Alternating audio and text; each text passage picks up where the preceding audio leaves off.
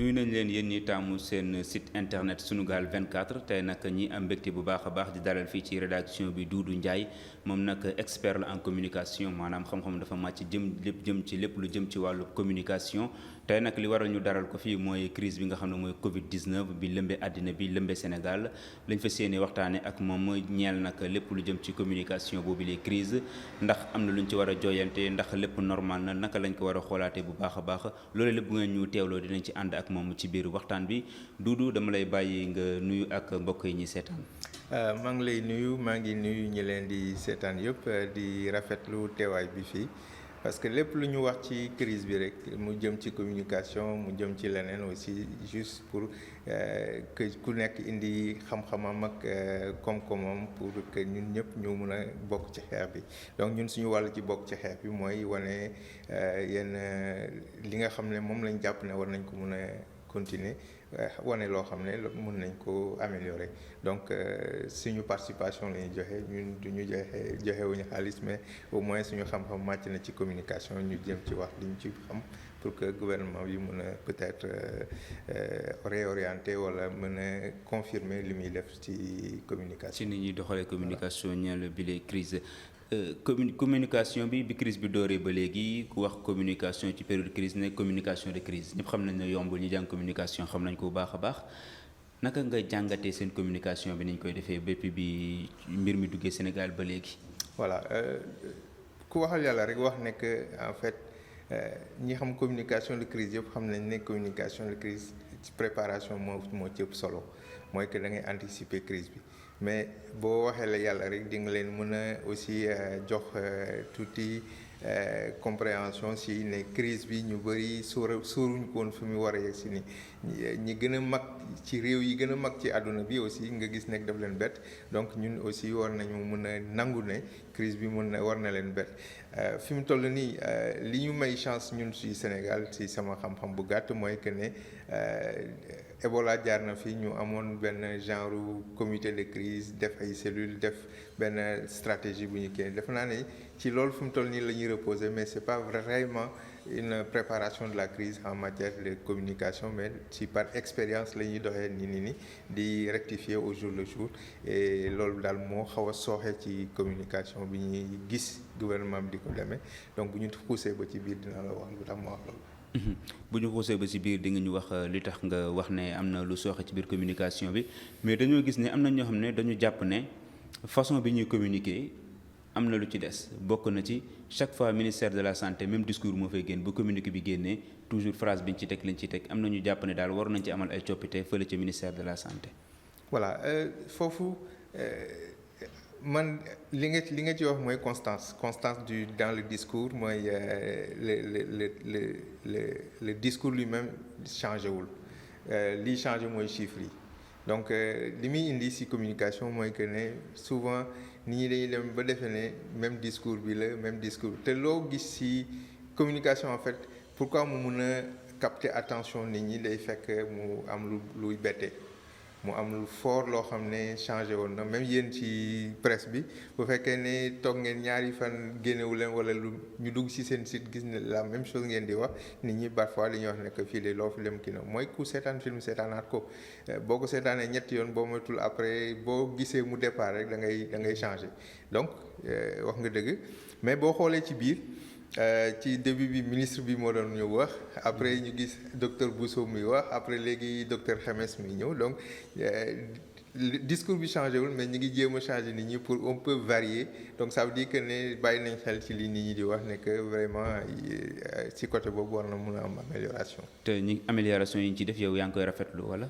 oui maa ngi koy rafetlu parce que fi mu toll nii moom ñoom dañuy jéem rek ci seen kéemtalaay kàttan mais li ci am solo ba am ci solo mooy aussi boo xuusee ba ci biir mooy que ne da ngay am impression yow ci sa regard communication da ngay am impression que ne lu bëri analyser wuñ ko woon ci njalbeen ba damay joxe benn exemple rek boo waree wax dara da ngay ci communication la question bi ngay njëkk a poser sa bopp mooy est-ce que li may wax ni ban impact la nar a am ci lim ñi ma koy wax. ma jël benn fànn rek ci discours bi mooy ñi ñuy wéral xam nga buñ ne testé nañ tant de personnes wér nañ ci wér yu bëri ci xelu ñenn ñi nga xam ne màccul dara ci santé wala am nañu tuuti seen dégg-dégg bëriwul noonu ci matière santé dañuy jàpp ne rek kon feebar baa ngi fiy jóge alors que ñoom seen bopp da ngay gis ne que boo déggee docteur Bousso nga dégg docteurs yi génn yëpp même président de la République da ngay dégg ne ñu ngi gën a di tiit parce que ñu ngi ay cas communautaire mais cas communautaire yi bu ñuy cité mooy ci discours bi ngay wax benn la ñuy cité wala ñaar donc nit ñi dañuy jàpp ne mais ci début bi dañ doon wax ne que 15 cas 30 cas 10 cas 20 cas mais léegi ay 2 cas ay 4 cas moo ci am donc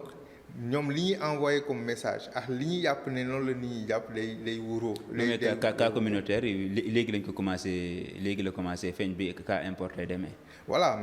mais nit ñi ba léegi entre cas communautaire ak les cas de guéris li ñuy gën a jàpp mooy nit ñaa ngi wér ba nga xam ne da ngay gis ne que man gis naa sax ay. mais est-ce que tamit du ku wax lu dugg wax lu génn. oui mais. mënuñu koo bañ a wax. ci communication lañ nekk aussi. waaw waaye tamit mënuñu koo bañ a wax. mais boo koy wax aussi jàppal ne yaa ngi koy wax ñoo xam ne ñoom ni ñu koy jëlee peut-être yow doo ko maîtriser ce qui fait que yow boo anticiper nan lañ ko war a mën a jëlee rek yow ci discours bi da nga koy compléter mooy indi différence bi ngay wax ci discours bi bu ñu joxee rek information bi instant bi ministère day informer communiqué wul ci domaine boobu noonu. Différence bi mooy que ne day joxe xibaar bi et puis bàyyi ñi ci des ñu xalaatee ni ñu ko neexee et loolu mooy indi lan mooy indi dama lay jox benn firnde rek mooy indi que bu ñu jàppee ne Sénégal kenn gis naa sax benn article bu ñu ne Sénégal mooy 3e ci monde bi ñi nga xam ne ñi ngi kii ba waa Canada ñi ñuy gërëm ci ñi wér ak et cetera mais boo jàppee loolu rek da ngay gis ne que lan mooy yokk ci ginnaaw et nit ñi defaguñu lien bi mooy nit ñiy jóge ci yeneen dëkk yi li bëgg a ñëw ci Sénégal. muy indi ay tension ci frontières yi yokk liggéeyu ñi nga xam ne ñoom ñooy baare demal ay Kédougou ñi nekk ci zone frontalière yëpp ñu ngi lay wax ne que ñoom ñi ngi am ay difficultés. non mais monsieur Ndiaye foofu du ma fa d'accord ak yow parce que ay chiffres la yoo xamante ne dëkk bu nekk da nga koy joxe dëkk bu nekk foo toll da nga def évaluation boo demee France chaque soir dañuy xam fi nombre de cas yi ñu am lii lañ faj nii la génn nga dem ci beneen dëkk noonu la am donc kon Sénégal bu ñu ko defee bañ jàpp ne seen taux de guérison am na benn niveau bu mu yegg ñu jaajëfal ci ñi nga xam ne ñooy personnel soignant bi je pense que chiffre la yoo xam ne kenn mënu koo occulter tamit. dañu déggantewul dama ne da ngay def différence entre information bi ak communication bi boo joxee chiffres yi nga jàpp ne yow par transparence wala commencé woon nga ko parce que analyser woo ko woon ci début bi commencé nga joxe ne que temps ñoo wér parce que anticiper woo ko da ngay sóoraale aussi réaction bi par rapport ak information bi ngay joxe dama bëgg wax ne que accompagner wuñu information bu mun a wax nit ñi ne que attention c'est pas du ne Sénégal dafa trouver solution parce que ñenn ñi foofu lañ jëm ne que peut-être Sénégal am na solution bi ma jox la beneen firnde mooy que ne bi ñu demee ba jàpp ne kaay Touba yi ñu ngi jeex am na ñu commencé a nekk jeex na Touba ba nga tu as vu que ne am na beneen cas bu fa kii da ngay gis interprétation li may wax mooy ci communication boo joxee information su fekkee ne yow da nga nekk di communiquer boo joxee information après da nga koy commenter yow sa bopp joxe firnde yi et puis continuer harmoniser discours bi parce que boo dégloo ñaari discours yi les contradictoires ñi ngi wax ne que parce que boo xoolee les cas de guéris ñi ngi yokk ñi ngi xam ne ci Afrique ak ci monde bi ñoo ëpp cas de guéris ci taux yi boo xoolee potentiel bi mais loolu da nga koy accompagner ba nga xam parce que xam nga yow sa waa dëkk am na maîtrise bu ñu maîtriser wul information bi ba nga xam ne yow yaa koy transformer ba maintenir la tension de je le dis comme ça maintenir tension de peur bi boo déggee ay docteurs yëpp dañ lay wax ne que ñoom ñi ngi continuer ñi ngi gën a jaaxle mais ñi ngi gën a jaaxle à contrario ñi ngi joxe information buy rassurer loolu laay wax ne que est-ce que du obligation information boobu ñuy joxe. mais information bi c'est une obligation. mais dama ne bu ñu yem ci information su fekkee ne ñoom ñooy ministère bi ñoom dañoo bëgg communiquer loolu laay wax ne que information bi ak communication bi dafa waroo. boo joxee information bi yow da ngay anticiper ne que mais information bi ma jox est-ce que dina confirmer li docteurs yi di wax ne que affaire bi ça s'aggrave yow mii si sa bopp boo xoolee chiffres yi la lay rassurer loolu laay wax ni mooy information bi mais boo xoolee nit ñi ni ñu koy jëlee donc mooy que ñi ngi rassurer mais nga dem ci services médicaux yi ñoom ñi gën a tiit donc foofu am na gestion de l'information bu war a dem ci cohérence entre tiital nit ñi ba ñu xam ne situation bi véritablement mi ngi jëm ci li gën a kii je ne sais pas ndax yaa ngi comprendre fi may waxee. mooy que ne communication bi ak information bi dafa waroo. si sama dañu àndul sa gis-gis. ñu dem ci beneen point waxtaan bi mooy président Macky Sall moom tamit ñëpp xam nañ ne mbir mi concerné na ko bi mu amee ba léegi def na ñaari adresse à la nation yu officielle. bi mu ko defee benn bi ci leen tëj école yeeg benn bi ci leen déclaré état d'urgence bi wane nañ ko tamit mi raxas ay loxoom. naka nga gisee Macky Sall communication ak Covid-19 bi. voilà au départ tu te rends compte que ne moom jël na mbir mi au sérieux jël na ko teel na ko jël au sérieux ba génn wax ci li mu ci war a wax ba ñëpp rafetlu ko la preuve lii wane ne que ni mu communiqué baax na mooy fexe na ba li nga xam ne mënuñu ko woon dialogue social mënu ko woon def même religieux yi mënuñu ko woon. mais am na ñu ne dialogue boobu jaru ko woon. oui yegg seeguma foofu mais damay wax ne que dans son discours fexe na ba fédérer les Sénégalais ci li ñu bëgg ça veut dire que ne parce que booy communiquer mooy da ngay génne benn information pour impacter sur le comportement des gens qu'est-ce qui s'est passé mooy que fexe na ba nëppal opposition bi ba opposition bi ànd ak moom fexe na ba nëppal parlement bi que ce soit la mouvance présidentielle wala ñeneen ñi ñëpp ànd nañ ak moom ça veut dire que foofu il a réussi sa communication. Deuxième aspect bi mu réussir mooy en fait fexe na ba ñu lier turam ci affaire réduction de la dette. donc ça veut dire que le pape wax na ci Macron wax na ci ñëpp dañ ne Macky Sall moo ko fii ci donc ça veut dire que il a commencé à bien communiquer mais boo gisee en matière de communication lan lañ lay wax ne la aussi ne que bu dagg yi juumee kilifa bi moo deful li mu war a def ça veut dire que su ñu demee ba gis ne que si biir gouvernement parce que mi ngi leen di gis moom chaque fois. mu ngi leen gis wala mu ngi leen dégg ci conseil des ministres moom bu fekkee ne yoon bi mu jël yoon bii la te yenn ministres yi jël nañ beneen yoon bi moom moo war a redresser damay leeral mooy que ne boo xoolee ministères yi wax ministères yi génn ministères yi wax fan lañ jëm ban stratégie lañ tëral da ngay isoler ministère des transports xam nga exactement yan mesure la jël tout de suite pour dem ci guerre bi Macky Sall wax boo jëlee ministère de la santé xam nga tout de suite fan la jëm nga jël ministère de l'économie et des finances nga gis ne que ñi ngi jéem a xool impôt yeeg nañ koy kii mais jëlee ministère de l'éducation jëlee ministère de l'enseignement supérieur tëj nañ école yi et loolu moo ëpp impact après la santé c'est l'éducation ñoom ñaar bu ñu sooxee rek dëkk bi soxna mais boo jëlee santé xam nga bu baax ne que ñoom ñi ngi ci fa lañ jëm et cetera mais jëlee enseignement supérieur ak éducation tëj nañ école yi et après lan lañ teg bi ñu tëjee école yi lan lañ teg comme stratégie boo demee France dañ lay wax ne la France aujourd'hui premier ministre moo gën def visioconférence ministre bi jël ay décisions yu fortes wax ne que école bi tëj nañ ko mais nii la examen yi di demee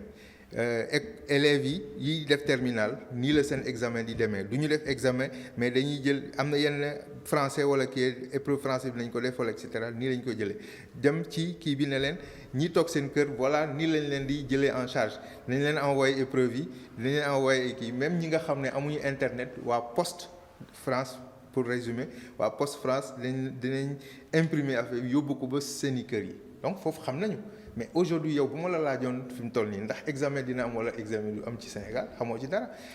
mais ministre de l'enseignement supérieur expliqué na ni il est hors de question nit ñi wax ne année bi day blanche. oui mais loolu laay wax il est hors de question c'est loolu laay wax ne que. mais tamit yaa ngi def léegi comparaison ak France doole tamit yemul.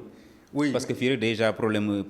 kon électricité dafay am problème connexion am na donc am na ñu doon wax sax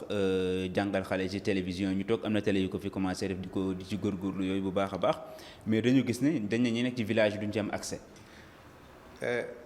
ma ñëwaat ci li ma wax mooy peut-être dañu déggoontewul dama ne man nekkuma ci moyens yi ci stratégie bi la nekk dama ne. mais stratégie tamit ay moyens mooy tax mu am réalisation. non mais la stratégie mooy njëkk moyens yi. waaw mais tamit moyens mooy tax mu. mais bala ngay xool moyens yi da ngay def sa stratégie parce que stratégie bi ngay teg moom mooy définir yan moyens ngay def ça c'est de façon récurrente donc dama ne ñun en fait vision bi la ñu gisagul c'est-à-dire boo nekkee guerre guerre boo nee guerre rek da ngay teg stratégie. Donc comme Macky Sall déclaré na y a une guerre on doit ñëpp war nañ xam en matière d'éducation aussi bien ci moyen secondaire bi élémentaire bi que secondaire bi et au supérieur war nañ xam fan lañ jëm loolu laa wax ne que ba léegi leerul seen bopp bu mu la ko laajoon léegi da ngay wax ne que mais wax ne que dem par la négative c'est pas une communication qui impacte mënuñu ne ñu ne oui année blanche dañu am dañ bëgg a xam lan yan décision majeure lañ jël dans le je te donne un exemple boo jëlee transport yow xam nga ne ministre bi nee na tëj nañu transfert de passagers yi entre kii ministre bi nee na boo duggee ci car doo toog ci kii et cetera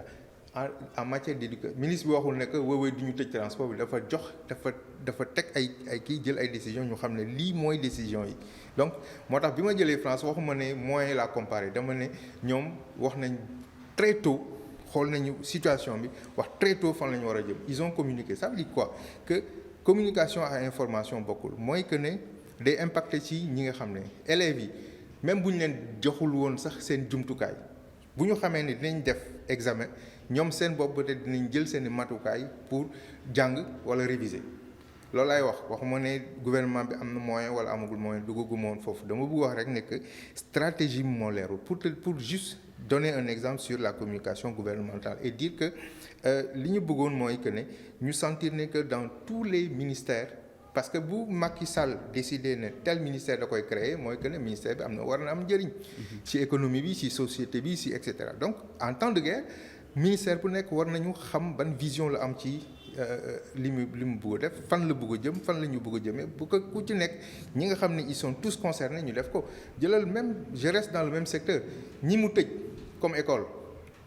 mais ñu ci bëri yaa ngi koy gis ñoom bi ñu jaaxlee ci privé bi lañ dem yóbbu étudiants yi ci privé bi ñi ci bëri ci école yooyu privé yi la ñu loué fi ñu nekk et si fayu école bi étudiants yi la ñuy fayee seen i bâtiment yaa ngi leen tëj qu'est-ce qui a été décidé dama ne même bu fekkee ne parce que gis naa ne mi ngi réunir ak ñi ngi réunir ñoom seen biir et cetera mais ban stratégie la ñu teg. ba wax ko mais xam nga wax nga ko léegi ñi ngi réunir ñi ngi def peut-être stratégie bi dina ñëw ci kanam. c'est loolu mooy kii bi parce que en temps de guerre amoo temps nekkuñu si. situation mais loolu ça n'a rien à voir ak jàngoro bi parce que loolu tamit si côté bi la nekk. xam nga éducation bi tourisme bi yëpp si côté bi lañ nekk bokkuñu secteur santé bi nga xamante ne moo nekk secteur phare bi actuellement. santé bi fa la lépp nekk donc ñeneen ñi nekk ci wet gi bu santé bi jiitoo dañ ciy topp mais mënuñu am allure bi santé bi am. justement c'est ça loolu mooy erreur bi loolu mooy erreur bi boo nee ci côté bi lañ nekk rek mooy que ne loolu mooy erreur bi parce que kenn nekkul ci côté bi parce que. da ngay fàtte ne dëkk bi ñu nekk amul doole de. oui mais kenn nekkul ci côté bi mooy li may wax amuñu doole mais boo xoolee bu baax boo jàngatee boo amul doole mais ñun ñoo ëpp ministère yenn dëkk yi ngay wax ne ñoo am doole c'est parce que si tout est prioritaire te mënoo jàpp ne jàngale bi ak njàng mi parce que dama la koy fàttali aussi ñi nga xam ne ñu ngi ci njàng mi ñu ngi ci njàngale mi mais finalement qu'est-ce qui se passe c'est un peu une économie boo jëlee entreprise ñi ngi leen di aider boo jëlee transport bi ñi ngi leen di jël en crise donc ça veut dire que à ce moment précis dans tous les ministères on devait être dans une situation de gestion de crise et de gestion de la guerre et c'est ça loolu lay wax nekk ba léegi nii bu ñu wax communication gouvernementale harmonisation boobu ak la vision coordonnée ba nit ñi jot ko nit ñi xam ko loolu lañu gisul ci communication gouvernementale. am na solo trop li nga argumenté ñeel communication gouvernementale bi dama lay bàyyi nga daanelee rek parce que temps bi xam naa njëtt nañu. voilà di leen gërëm rek di wax ne que mënuñu épuiser sujet bu mel nii ci communication et di wax ne que di gërëm encore toujours li ministère de la santé di def bokk kooku naataangoo yi mais di ñaax rek yeneen ministères yi aussi ñu bañ a jàpp ne affaire bi c'est une crise sanitaire seulement mais c'est crise multidimensionnelle la ça veut dire que moi man maa ngi ñaax aussi yeneen ministères ñu nekk ci këru communication le système est en crise donc si c'est un système mooy fu ci sooxee rek day impacter ci feneen bu ñu bàyyee fii rek dugal fële mooy que ne ñu war nañu je donne juste un exemple pour terminer suñu waxoon ne étudiants yi wala élèves yi en juin de toute façon di ngeen def examen peut-être que ñi gis ci plage yi ñu jàpp ne ñu ngi ci vacances ñu ngi doon nekk seen kër di réviser.